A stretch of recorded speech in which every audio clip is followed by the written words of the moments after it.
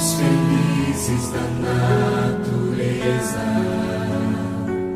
onde qualquer ser humano gostaria de estar.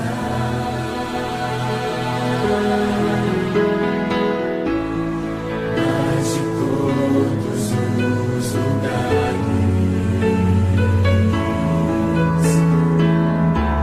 o mais bonito, inspirador,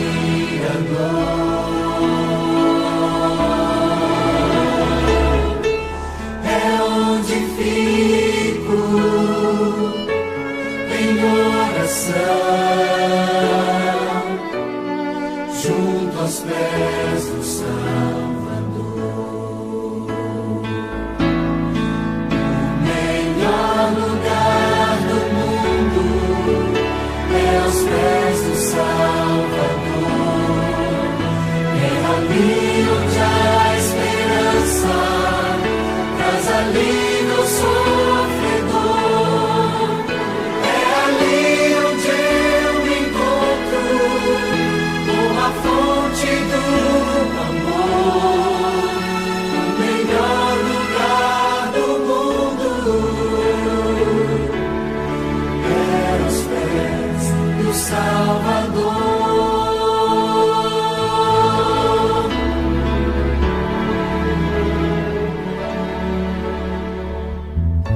Sonhamos com casas que tenham conforto,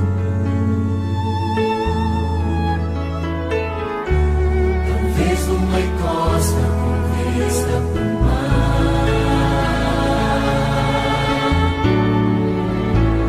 Mas as maravilhas não fazem sentido se Cristo não está no primeiro lugar.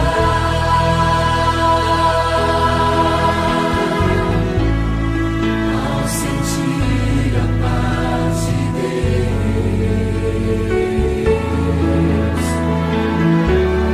seu poder e amor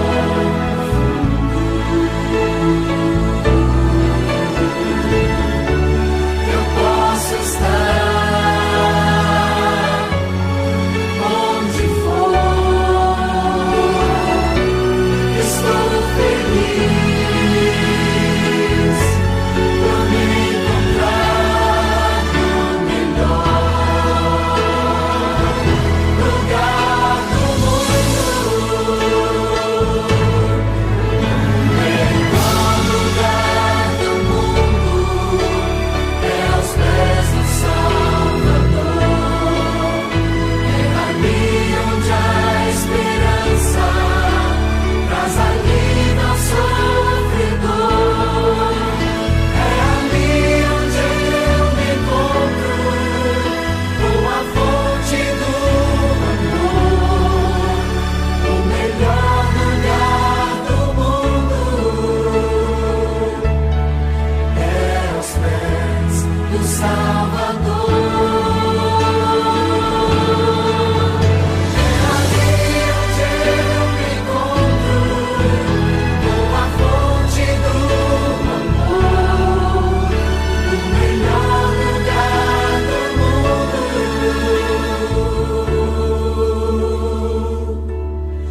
é aos pés do Salvador.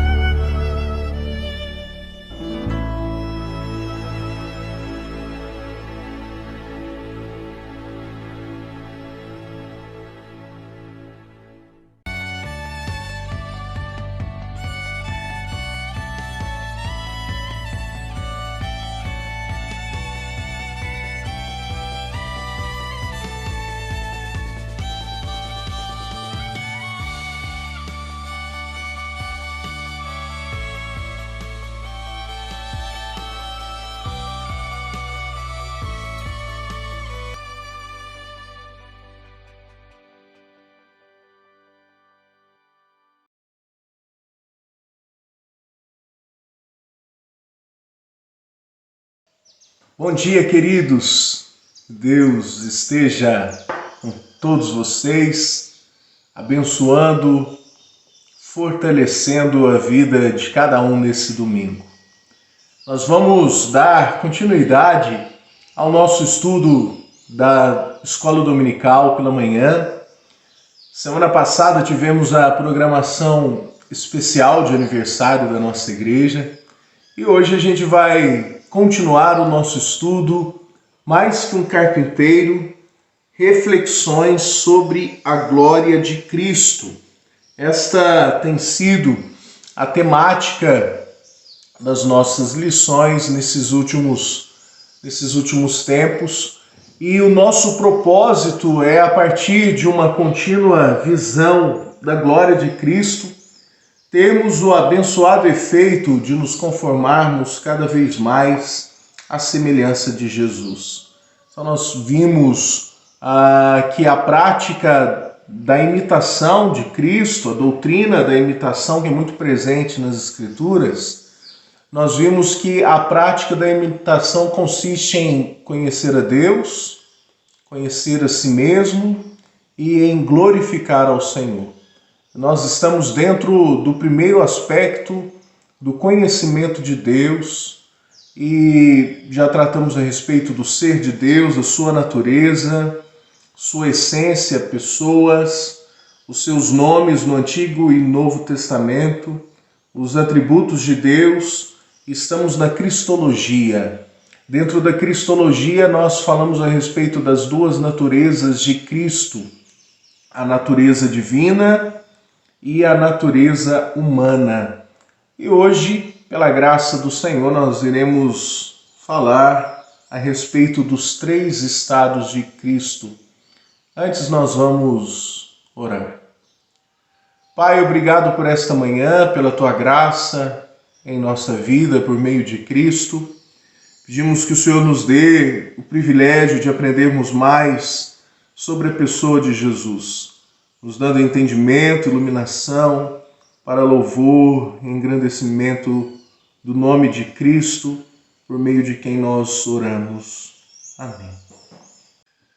Amados, antes de avançarmos, uma pergunta se faz necessária para nós, principalmente para você que tem acompanhado as nossas mensagens. Quem é Jesus Cristo para você? Quem representa, ou o que representa Cristo para a sua vida? Interessante pensarmos que em alguns momentos do ministério de Jesus, ele perguntou aos discípulos o que as pessoas diziam ser ele, né? O que as pessoas pensavam a respeito dele.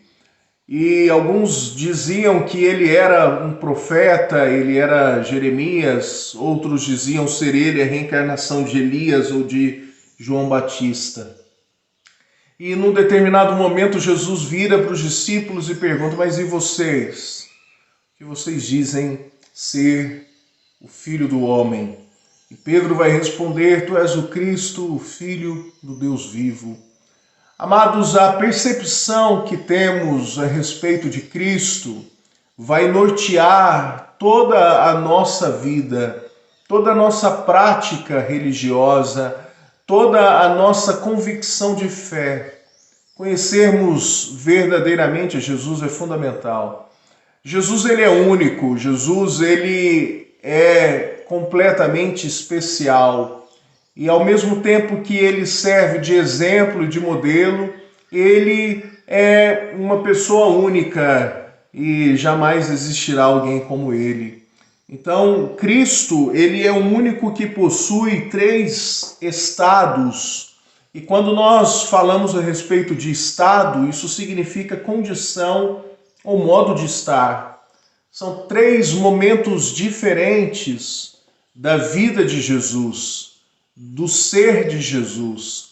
Ele que é a mesma pessoa ontem, hoje e será para sempre, mas em três momentos distintos a sua condição não era a mesma. Então esta é a nossa lição dessa manhã, breve por sinal, os três estados de Cristo. O primeiro texto bíblico que iremos trabalhar é o de João 17, versículo 5, que declara assim: E agora glorifica-me, ó Pai, contigo mesmo, com a glória que eu tive junto de ti, antes que houvesse mundo. O primeiro tempo de Cristo, a sua primeira condição, ou o seu primeiro estado, é o Cristo pré-existente. O estado de Cristo pré-existente pode ser exemplificado em alguns textos bíblicos, como o de João 8, versículo 58, que declara: Respondeu-lhe Jesus: em verdade eu vos digo, antes que Abraão existisse, eu sou. Isaías: porque um menino nos nasceu, um filho se nos deu, o governo está sobre os seus ombros, e o seu nome será Maravilhoso Conselheiro, Deus Forte, Pai da Eternidade, Príncipe da Paz. Apocalipse 22, versículo 13: Eu sou o Alfa e o Ômega, o primeiro e o último, o princípio e o fim. Então, o primeiro estado de Cristo é o estado pré-existente, junto do Pai, antes de sua encarnação, antes de sua humilhação. Então, nesses textos que lemos, os textos eles dão referência a um Cristo pré-existente, a um Cristo que existia inclusive antes de Abraão, um Cristo que estava presente na criação, um texto que não foi lido, mas pode ser exemplificado de Gênesis, quando declara: façamos o homem. O verbo está no plural, indica mais de uma pessoa que está operando o ato de criar o homem e todas as coisas. Então, o primeiro estado de Jesus é o seu estado pré-existente, antes da sua encarnação, antes da sua humilhação, quando ele, sendo o unigênito de Deus, estava junto ao Pai, estava na glória com Deus. E a Escritura vai nos dizer que esse Cristo que estava junto de Deus, ele se esvaziou, ele se humilhou, assumindo assim o segundo estado de sua existência, que é o estado do Cristo humilhado. E nós falamos inclusive sobre isso na semana retrasada, quando tratamos a respeito da humanidade de Jesus. Amados, o estado de humilhação de Cristo, ele é desenvolvido a partir das Escrituras e principalmente à luz de Filipenses, capítulo 2, versículos 7 e 8, que declaram: antes a si mesmo se esvaziou, assumindo a forma de servo, tornando-se em semelhança de homens e reconhecido em figura humana, a si mesmo se humilhou, tornando-se obediente até a morte, morte de cruz. Então o apóstolo Paulo está dizendo que o Cristo pré-existente, o Cristo da glória de Deus, ele a si mesmo se esvaziou, a si mesmo se humilhou. Ninguém tem o poder de esvaziar a Deus, de humilhar a Deus. Isto é impossível. Então Cristo, que ele fez, a si mesmo se esvaziou. Ele a si mesmo se humilhou. Foi uma escolha dele, um objetivo dele. A Confissão de Fé de Westminster o Catecismo Maior de Westminster, na pergunta 46, vai trabalhar sobre esse estado que é chamado de humilhação de Cristo, ou o Cristo humilhado, tanto faz. Qual foi o estado da humilhação de Cristo?